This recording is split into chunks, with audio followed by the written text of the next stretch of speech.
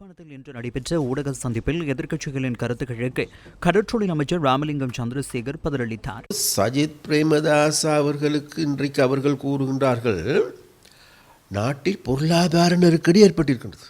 ஆனால் அந்த நெருக்கடி என்பது இந்த அரசாங்கத்தினுடைய இயலாமையின் காரணமாக அல்ல. இது உலகத்தில் ஏற்பட்டிருக்கின்ற இந்த பொருளாதார நெருக்கடியின் காரணமாக ஏற்பட்ட நெருக்கடியை தவிர என்னுடைய அரசாங்கத்தால் உருவாக்கப்பட்டது. சொல்லுகின்றார்கள், இந்த நெருக்கடியிலிருந்து மீட்டெடுப்பதற்கின்ற ஒரே தலைமை நாங்கள், அதனால் வேண்டி எங்களிடம் ஆட்சியை தரப்போகின்றார்கள். நாங்கள் இப்பொழுது கோட் சூட் எல்லாமே அணிந்து கொண்டு ரெடியாகி கொண்டிருக்கின்றோம். நாளைக்கு இந்த அரசாங்கத்தை பொறுப்பேற்பதற்கு நாங்கள் சொல்லுகின்றோம். நீங்கள் அரசாங்கத்தை பொறுப்பேற்பதற்கு முன்னர் முதல்ல கூட எதிர்க்கட்சி தலைமையை பாதுகாத்து கொள்ளுங்கோ. நீங்கள் பேசுகின்ற கூட்டத்தில் மக்கள் எழுந்து செல்ல முடியாதவாறு பார்த்து கொள்ளுங்கோ. நீங்கள் எல்லோருமே சேர்ந்து அழித்த நாடு, நீங்கள் எல்லோருமே சேர்ந்து இந்த நாட்டை வங்குரோத்தடைந்த நாடாக மாற்றிய நாடு.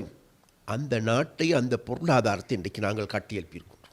மக்களுக்கு தெரியும் நீங்கள் யார் என்பது, உங்களுடைய அரசாங்கம் என்பது யார் என்பது. கடந்த காலத்தில் இவ்வாறான ஊழல்கள் இடம்பெறுகின்ற பொழுது 1100 கோடி ரூபாய் பிணை முறி மோசடி ஈடுபட்ட போது வாய் மூடி மௌனியாக இருந்த சஜித், சீனியில் மோசடி ஏற்படுகின்ற பொழுது, பெரிய வெங்காயம் கொண்டு வருகின்ற பொழுது மோசடி ஏற்பட்ட போது, வெள்ளைப்பூண்டு இறக்குமதியில் மோசடி ஏற்பட்ட போது, தேங்காய் இறக்குமதியின் மூலமாக ஏற்பட்ட போது, அது மாத்திரமல்ல கடந்த காலங்களில் மக்களை கொல்லுகின்ற அளவிலான மருந்துகள் இறக்குமதி செய்யப்பட்ட போது, அந்த மருந்துகள் மூலமாக மக்கள் கொல்லப்பட்ட பொழுது அதெல்லாம் பார்த்து கொண்டு இருந்த சஜித் பிரேமதாசா இன்றைக்கு கூறுகின்றார்கள், தாங்கள் ஆட்சி பீடம் ஏறுவதற்கு தயாராம். ஐயா, நீங்கள் முதலில் உங்களுடைய எதிர்க்கட்சி பதவியை தக்க வைத்துக் கொள்ள முடியுமோ?